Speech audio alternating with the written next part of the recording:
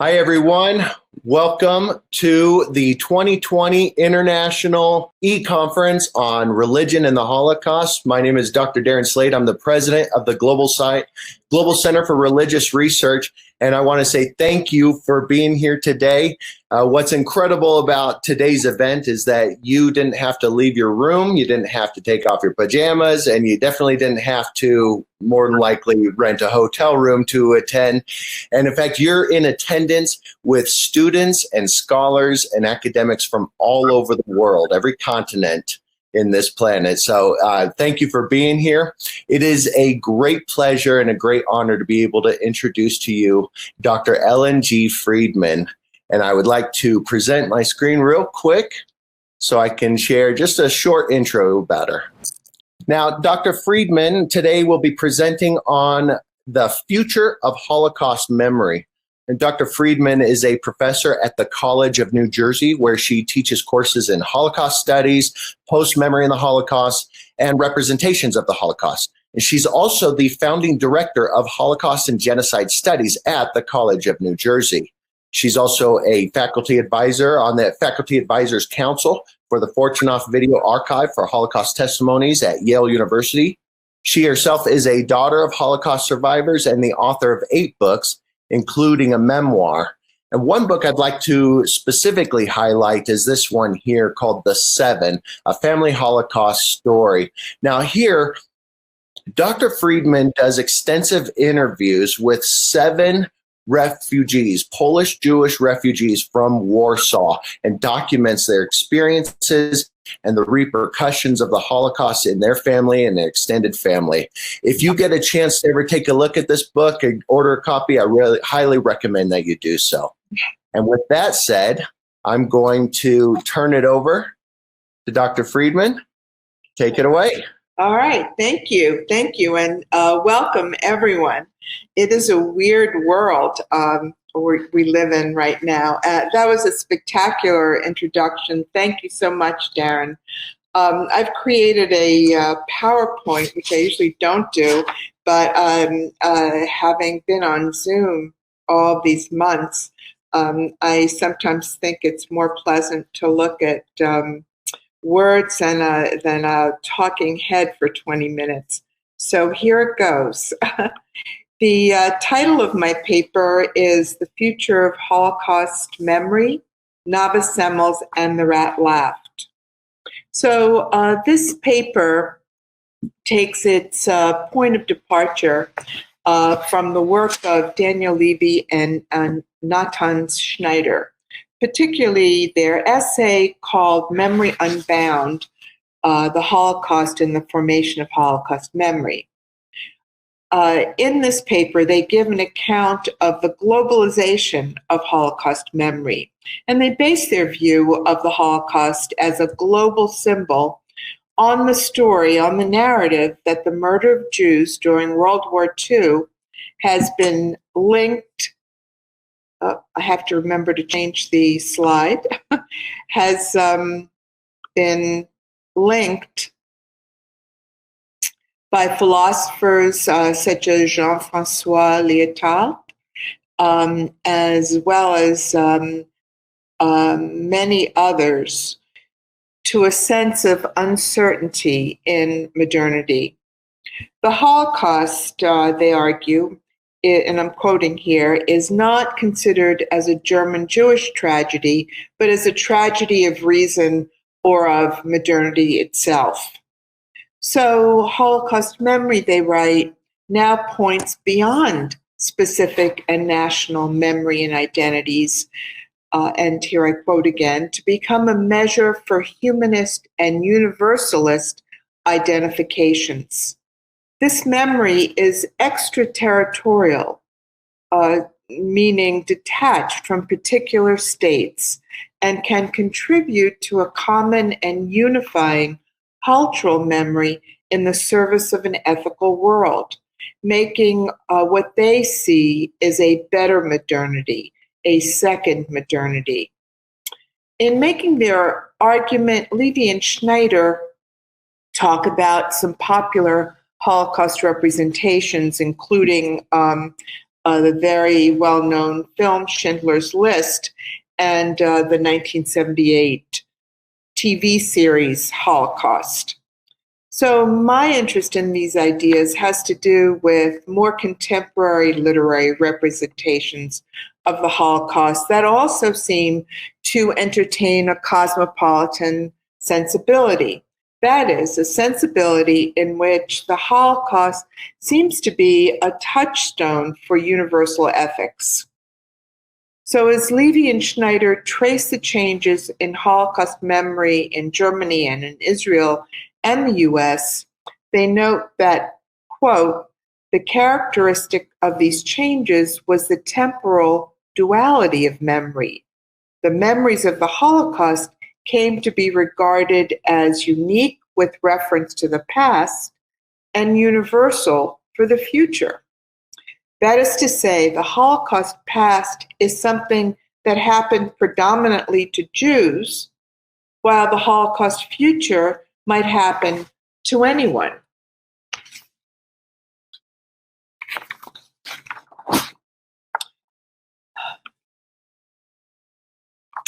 These ideas about how the Holocaust should be remembered and carried forward into the future are coming about in a world in which Holocaust survivors are almost gone, and the Holocaust memories being transmitted in the culture are no longer firsthand. So as the generation of Holocaust survivors rapidly disappears, second, third, and fourth generations are writing about their received memories. And for some, these are memories given to them by their parents, grandparents, and other relatives. But others of these generational writers can even claim a blood tie to this history, having no relative involved in the Holocaust. So they make their claim based on their cultural inheritance, their culturally received memories. And one of these is the very wonderful writer Nathan Englander, who is a contemporary Jewish American writer. His short stories are filled with Holocaust survivors and also second and third generation characters, despite the fact that he himself has no blood tie to the Holocaust. In the title story to his collection, which is called What We Talk About When We Talk About Anne Frank, that was published in 2012, two couples play what Englander calls the Anne Frank game. And this is a game that he himself played with his family. And in this game, the players speculate on who would save them should a second Holocaust happen. In the story, the game becomes a test of marital loyalty, as the husband and wife in two couples are made to think about whether their partner would save them or whether they would betray them. So Anne Frank here is used as a trope in the story, as a cosmopolitan symbol detached from Amsterdam and from what actually happened to her. However, her value, at least in Englander's story, leads not to a hopeful second modernity of transnational ethics, such as Laughe and Schneider optimistically imagine, but as a foundation to give a kind of Jewish spin to contemporary issues relating to marriage and trust. In a second story, another story in this collection called Camp Sundown, a spectacular story, Englander uses Holocaust survivors to pose an impossible ethical dilemma. It is this. The protagonist has to choose between the law and survivors, Holocaust survivors who commit a murder. What does the protagonist owe in reparation to the Holocaust survivors? And what does he owe the law? Which decision is the more ethically cosmopolitan? That is, the decision that honors the other.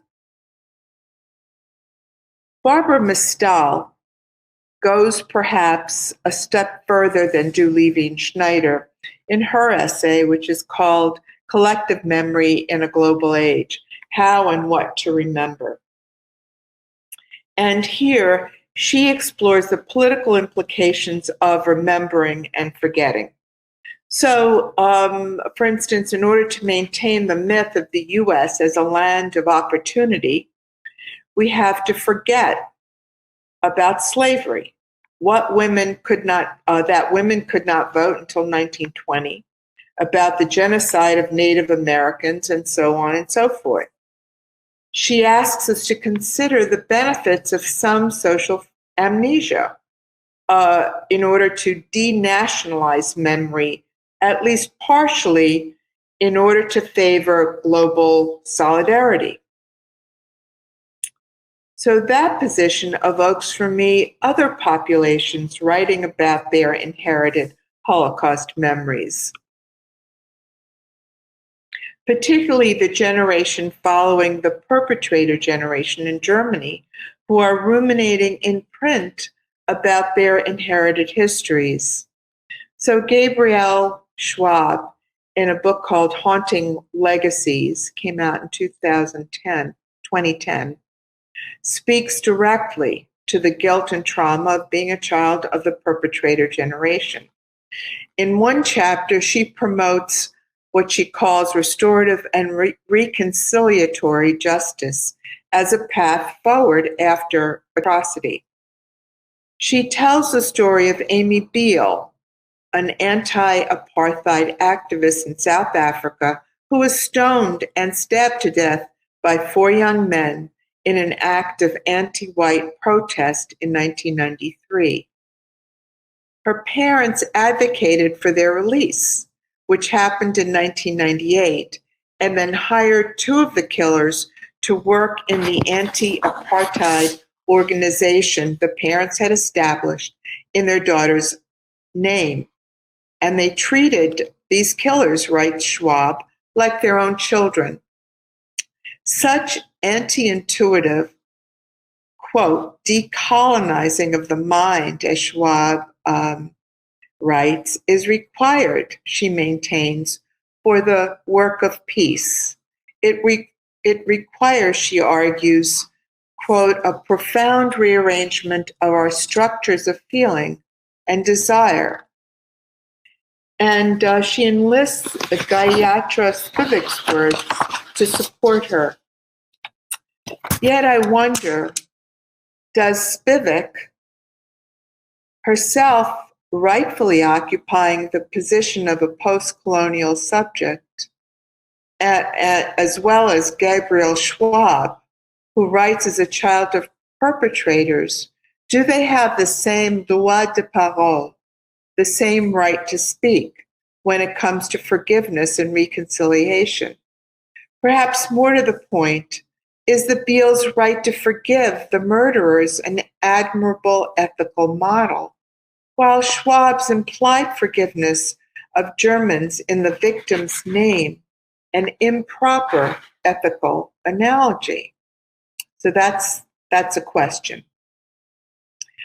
In their book, talking about Laughe and Schneider again, their book is called The Holocaust and Memory one of their books is called The Holocaust and Memory in the Global Age. They address various adaptations and editions of Anne Frank's Diary of a Young Girl.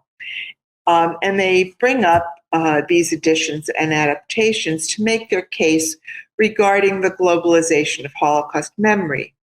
The universality of Anne Frank's book lies precisely, they say, not in its historical specificity and corresponding memories of the past.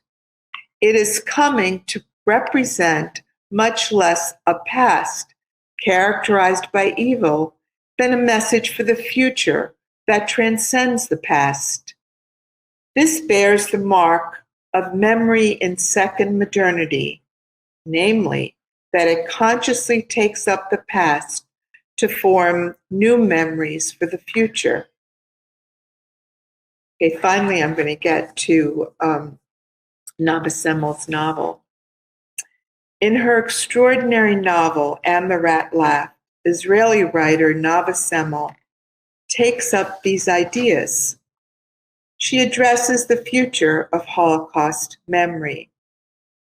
She was born in 1954 to Holocaust survivors, but with And the Rat Laughed, Semel is not retelling the story of her parents. Rather, she has created a dystopian narrative. And this dystopian narrative follows Holocaust memory into a speculative science fiction future. So the novel unfolds in 5 sections. Each of these sections are written in a different genre and told from a different point of view.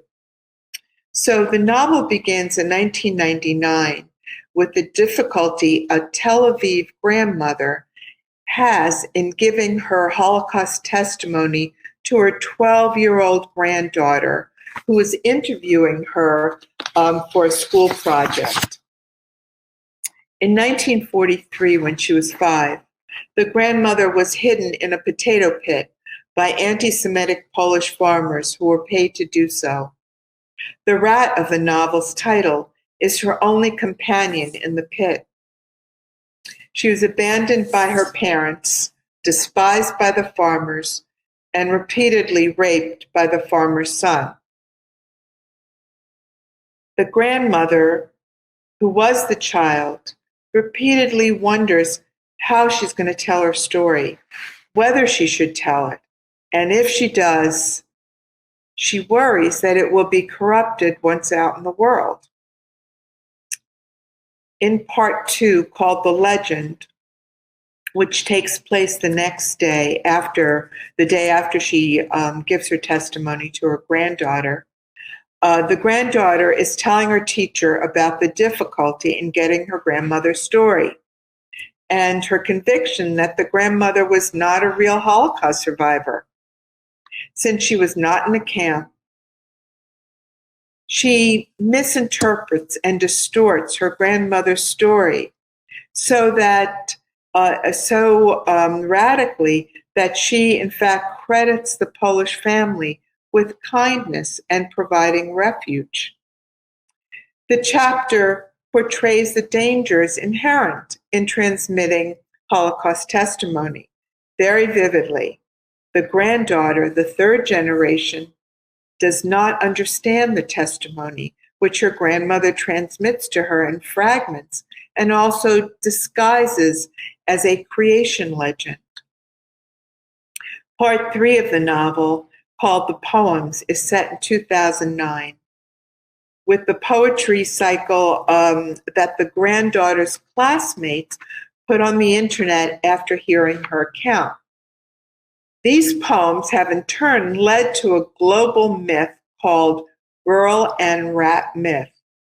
And indeed, Pan-Euro Disney replaces Mickey Mouse with Mickey Rat in 2020. From memory to flawed transmission to misinterpretation, the little girl's experience has been transformed into legend and then myth as it is transported through the media over time.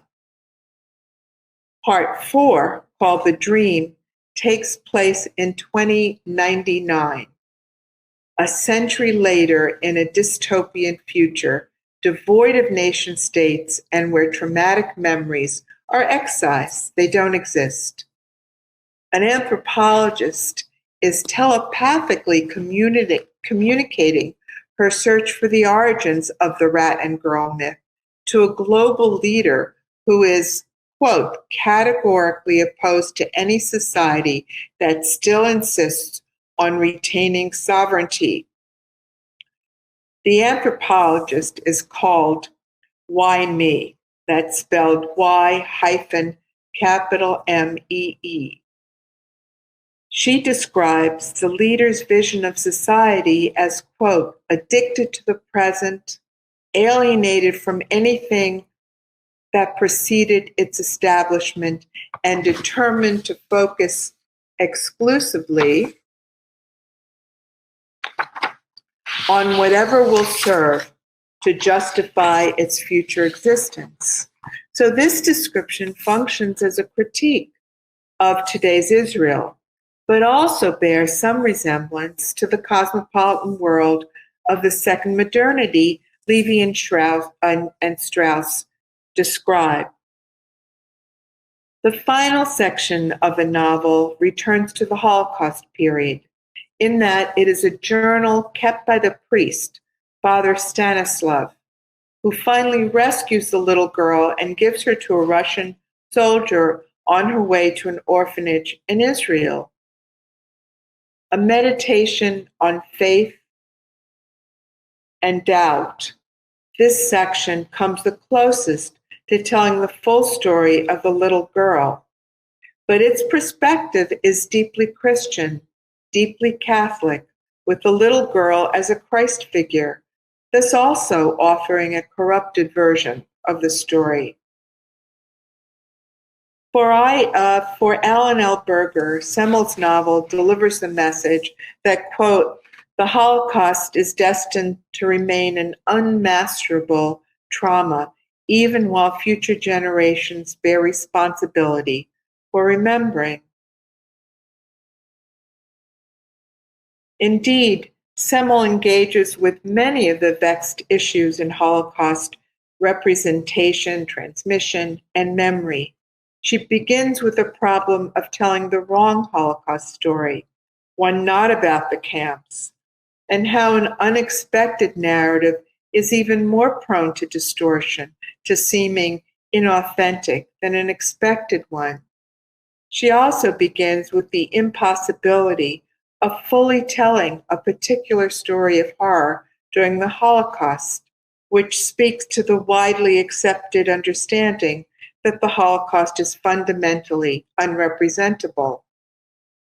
She follows these insights to their conclusion in several directions, to a near future in which the details of the Holocaust have been lost, reversed, disguised, denied, and to a further future in which Holocaust memory is deliberately erased along with the trauma it induces in the service of a global policy to maintain peace in a new world without nations, evoking for me what Levy and Schneider describe as the second modernity.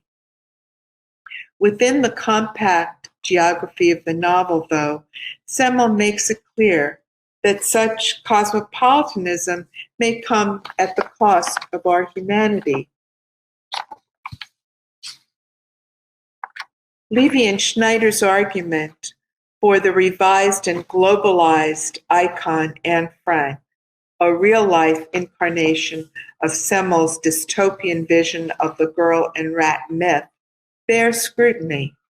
The little girl, Anne Frank, who is now represented on postage stamps, in Japanese anime, in internet games, as well as in films and plays that package her as a good girl, an optimistic and cooperative girl, which she decidedly was not, have erased the real Jewish girl who was smart and talented, who thought for herself, who was aware of the toxic anti-Semitism that drove her family into hiding, who was betrayed, and who died a brutal death perpetrated by the German killing machine.